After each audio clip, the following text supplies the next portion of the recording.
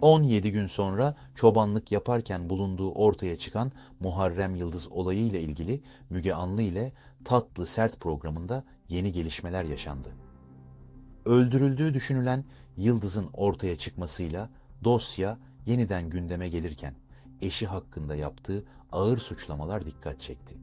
Canlı yayında konuşan Muharrem Yıldız, yaşanan süreçle ilgili çarpıcı ifadeler kullanarak "Oğlum söyledi" sözleriyle dikkatleri üzerine çekti. ATV ekranlarında yayınlanan Müge Anlı ile Tatlı Sert programında 17 gündür aranan 4 çocuk babası Muharrem Yıldız'ın Tekirdağ, Hayrabolu'da sağ salim bulunduğu öğrenildi. Ailesinin hayatından endişe ettiği Yıldız, canlı yayında neden ortadan kaybolduğunu açıklarken stüdyoda tansiyon yükseldi. Yaşanan gelişmeler programda büyük dikkat çekerken taraflar arasında gergin anlar yaşandı. 47 yaşındaki Muharrem Yıldız, 25 Nisan Cumartesi günü kendisine ait beyaz aracıyla İstanbul Şişli'den ayrıldıktan sonra kayıplara karıştı. Günlerce kendisinden haber alamayan ailesi endişe içinde arayışa başlarken abisi Bahattin Yıldız da Müge Anlı ile Tatlı Sert programına katılarak yardım istedi. Kayıp olayının 14. gününde Muharrem Yıldız'a ait aracın bulunmasıyla süreç yeni bir boyut kazandı. Gelişme, dosyanın seyrini değiştirirken arama çalışmaları da hızlandırıldı. Aracının Beylikdüzü'nde bir otoparkta bulunmasıyla endişeleri artıran Muharrem Yıldız'dan sevindiren haber geldi. Müge Anlı ile Tatlı Sert ekibinin yürüttüğü çalışma ve duyarlı bir izleyiciden gelen ihbarın ardından Yıldız'ın izine ulaşıldı. Yapılan araştırmalar sonucunda Muharrem Yıldız'ın Tekirdağ'ın Hayrabolu ilçesinde bir çiftlikte çobanlık yaptığı tespit edildi. Akıl hastanesine yatıracaklar diye korktum. Jandarma eşliğinde yayına bağlanan Muharrem Yıldız, kaybolmadığını, aslında ailesinden uzaklaşarak saklandığını belirtti. Canlı yayında dikkat çeken açıklamalarda bulunan Yıldız, tehdit edildiğini öne sürdü. "Tehdit altındayım. Ya akıl hastanesine yatacaksın ya da seni öldüreceğiz" dediler. "Kayınbiraderim, baldızlarım ve eşim tarafından tehdit edildim" ifadelerini kullandı. Ölümden korkmadığını, ancak akıl hastanesine yatırılma ihtimalinden endişe duyduğunu söyleyen Yıldız, bu nedenle izini kaybettirmeye çalıştığını dile getirdi. Muharrem Yıldız'ın sağ bulunması stüdyoda ailesi için sevinçle karşılanırken canlı yayında ortaya attığı iddialar ortamı bir anda gerdi.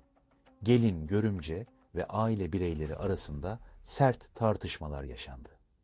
Eşi Arzu Yıldız ise eşinin psikolojik sorunları olduğunu öne sürerek kendisine zarar gelmesinden endişe ettiği için bu tür iddiaların ortaya atıldığını savundu.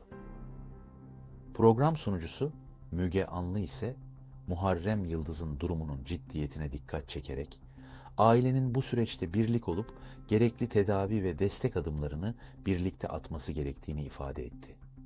Programın ilerleyen dakikalarında Müge Anlı ile Tatlı Sert ekibinin ulaştığı Muharrem Yıldız, günler süren ayrılığın ardından stüdyoda ailesiyle karşı karşıya geldi. Yayına çıkmadan önce üstünü başını düzeltip tıraş olmak isteyen Yıldız, ilk anlardan itibaren eşi Arzu Yıldız'a karşı mesafeli tavırlarıyla dikkat çekti. 22 yıllık evli olduğunu ve çocuklarını çok sevdiğini belirten Yıldız, son 3 ayda hayatında yaşanan değişimleri ve kendisini bu noktaya getiren süreci canlı yayında anlattı. "Annemin sevgilisi var" dedi. Canlı yayında eşiyle ilgili ağır iddialarda bulunan Muharrem Yıldız, kaçışının temelinde yer alan şüpheyi şu sözlerle anlattı. "10 yaşındaki oğlum Ahmet bana söyledi ki, baba, annemin sevgilisi var. İnanmadım, çocuk sözü dedim. Ama sonrasında yaşadığımız olaylar beni bu noktaya getirdi." Yıldız ayrıca eşinin çocuklarına şiddet uyguladığını iddia ederek bu gerekçelerle ailesinden uzaklaştığını ve ortadan kaybolduğunu savundu. Muharrem Yıldız'ın iddiaları karşısında eşi Arzu Yıldız gözyaşlarına hakim olamazken Müge Anlı canlı yayında duruma müdahale etti. Anlı, anlatılanların sağlıklı bir zeminde değerlendirilmesi gerektiğini belirterek Yıldız'ın profesyonel destek almasının önemine dikkat çekti.